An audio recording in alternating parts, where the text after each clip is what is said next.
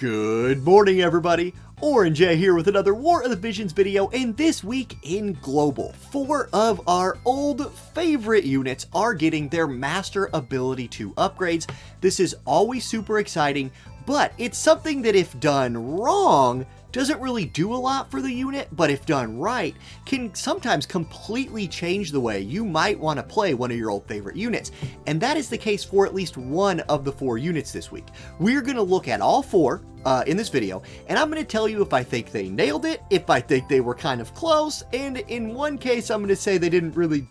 Anyway, we're going to look at all of them, and I want to start with my... like literally the unit that this channel was built around, a unit that I love to play to this day, and someone who I'm very excited about their Master Ability too, and that is going to be Aileen. Now, let's look quickly at what the Master Ability 2 actually gave her. Okay, the little top part of that square shows what her previous Master Ability was, right? Increased Pierce Attack by 10 and increased TP by 10%.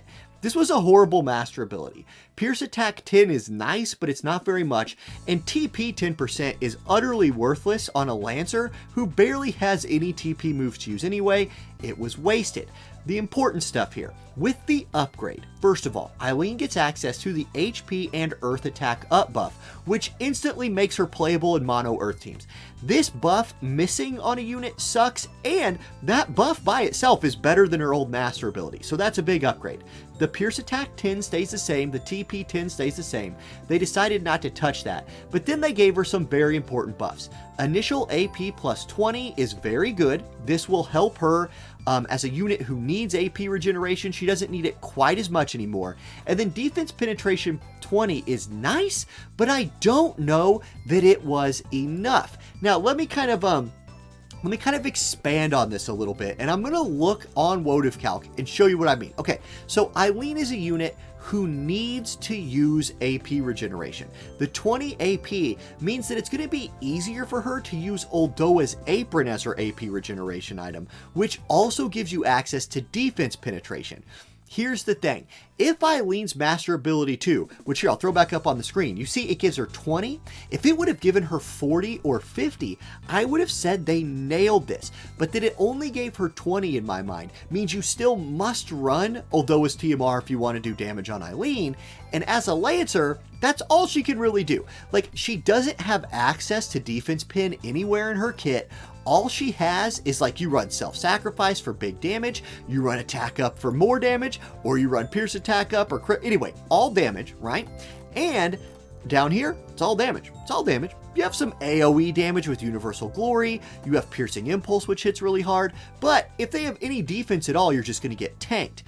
She does get more defense pin, and basically they've kind of just pigeonholed her into you put Oldoa's apron on her, you'll do a lot of damage, but probably still not as much as like a brand new modern DPS unit, and Lancers are still kind of bad. So that's kind of my breakdown on Aileen. I think they were moving in the right direction, but like worried they would overbuff her or something. So I think they underbuffed her, even though it's in the right direction. I'll give this upgrade like a B- to a B. I think she does become usable, more usable again, and you know that I'm going to try to use her. Of course I am. Okay, we've got more units to talk about here. Next up, let's talk about Oldoa. This is the one they did the best. They 100% absolutely nailed this one because not only is it a buff to her old Master Ability, but it gives you an option to play this unit in a completely different way. It changes the unit like fundamentally. Okay, her old Master Ability was acquired AP up 30 and 5% to slash, pierce, and strike missile resist. This is a terrible Master Ability. Like, acquired AP is decent, but it's only 30. And slash resistance, the physical resist 5 is really weak. The upgrade, first of all, upgrade skill Drain Force. We'll look at that in a minute. HP, wind attack buff for your allies. So there you go. She's now mono wind team playable. Acquired AP 30, that stays the same. Her resistances got buffed from 5% to 15%, a very significant buff, and makes her tankier, and she gained 15% flat HP more for herself. So just with this Master Ability too, she's giving wind allies HP up and herself HP up and upgrading Drain Force. Like, if you can't see where they're going with this, you've never used the skill Drain Force before. the best Drain Force users, right, are tanky units with a lot of HP who can just Drain Force the heck out of you. That's Oldoa now? That's weird. Before she was supposed to be big sword, big hit you for damage. Now she's like big sword Drain Force you for damage. Okay, so let me show you here. Basically, we go into her kit. Drain Force, that's the skill that got changed. Previously, Drain Force was this move right here. 5 uses, 20 AP, absorb 37% HP, right? Elementalist, typeless attack, can't crit, but a really strong move. If you've played against like Drain Force Catone, you know how devastating it can be when you hit a unit a couple times or she's dodging fatal damage and then full heals herself. Oldoa's new Drain Force gets big time upgrades. First of all, it gains 1 more range and it gains range height 1. Like, look at this. It's only 3 range. It's range height 0 on standard Drain Force. Oldoa's Drain Force is range 4, range height 1. So one of the big weaknesses of Drain Force was how hard it was to be able to use. You had to be on flat ground with another unit and really close to them. Now you can be a little bit farther and 1 space higher or lower than them. Also, 16 AP. You save 4 AP on each cast, and if this is the only move you want to be running, being able to run it for cheaper is really nice. With Oldoa's acquired AP up, you could also mix in like acquired AP up here as well to get a total of like 80. Okay, that could be nice. Maybe she could cast like 1 buff and then move in and start doing damage. Maybe this could make her somebody who you have use a strong TMR buff for your group. Now she's got enough AP to go start Drain Forcing, and that's kind of how you play her now. I think you probably ditch a lot of her other ones, or maybe a better option, honestly, is just run Viking Lore, which will give you HP, and her upgraded self-sacrifice, which will also give you HP. So just stack HP, stack resist, stack defenses, and play Drain Force Oldoa. Really cool. A+ upgrade on this one, even if it's not super strong. They took an old unit, and they said, we're going to give you another way of playing this unit. We're just going to tweak her. Awesome. I love what they did for Oldoa. Big win there in my opinion. Okay, next up, Xiza is getting her master ability 2 this week. This is one, they're trying to make another way to play Xiza, I guess. Previously, the only way to play her, in my opinion, was One Punch Queen. You just built her like maximum damage. She was a dark striking unit. You just buffed her up. And when King Mont was like one of the only meta UR tanks, she could actually one punch him. I made a video called like One Punch Girl where I showed off how you could do that. Okay, what did they change for her though? Basically, her old master ability, evasion rate 10, strike attack 5. This gets a nice upgrade. First of all, she does get the dark HP and dark attack. Core, you gotta have that for these units to be able to play them in mono element groups. Her evasion rate gets a buff. It goes from 10 to 30. Picking up 20 evasion is a big deal. And here's kind of the thing with Xiza as we look at her kit. Okay, you want to do a lot of damage, right? But what buffs were you really having her cast? Store, which is like the monk buff. Here, let's go down. Let's look at this.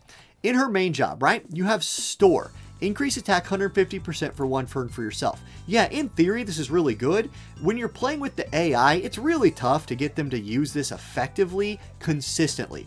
So, maybe instead of going for Store 1 punch, you come down here to her Thief sub and go for like a Shadow Cast, which is a 42 evasion buff. Self only, right? But you combine that 42 with the 30 from her new master ability. You're already at 72. You throw on some good evasion gear.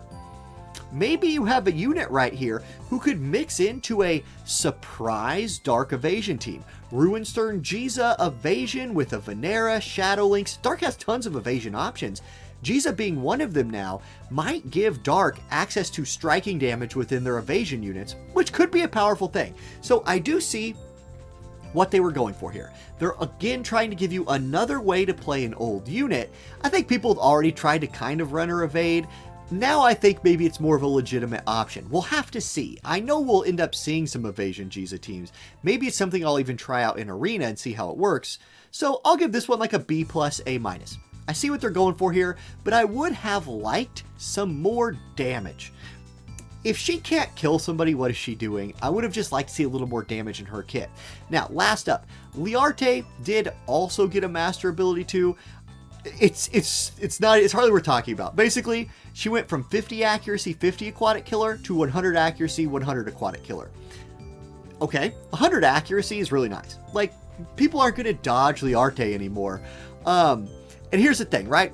Look, if you're playing Learte in PvP, and there's going to be some people who come at me for this because they're probably a bunch of Learte fans. It's hard to be a Learte. Side story. Look, if you played this game at launch, Learte, you know, is the runner of the Whimsy shop. That's her job in the game. She pops up on the screen. She says, Whimsy shop open. When I was farming Orlando shards, back during Final Fantasy Tactics, the amount of time she came on the screen was like, Whimsy shop open! And I was like, thank God. I need to get 15 more Orlando shards today to keep up pace to finish him off. And she'd be like, guess what I got for you? 10 Prince Mont shards, 5 King Elda shards, and 5 Stern shards. You're welcome. Man, I hated this girl forever because of those troll Whimsy shops. They've since fixed that. Now Whimsy shop guarantees you, you know, the shards for what you need. And that's Learte's real EX plus master ability 99 upgrade, is that they fixed the freaking Whimsy shop. That she has 100 accuracy is pretty cool. And she does have, like, if you're a Learte player or somebody you want to run with her, she does have some really cool moves in her kit. Like, she has a charm, right? Big range charm. This is really cool for, like, manual play or some really, like, trolly limited builds. Having charm in your kit is really nice. She also has poison immobilize, so there are some cool things she can do, but let's be real, Learte's real buff was when they fixed the Whimsy shop. Alright guys, that's going to be the video for today. These master ability upgrades are pretty exciting. I'm at least going to try Xiza, Oldoa, and Aileen out. I have not ever built Learte, so I don't plan on doing that one, but I will try the other 3. I'll kind of let you know how I feel about them, maybe do some videos. It's an exciting week for the game. Alright y'all, I'll catch you next time. Peace.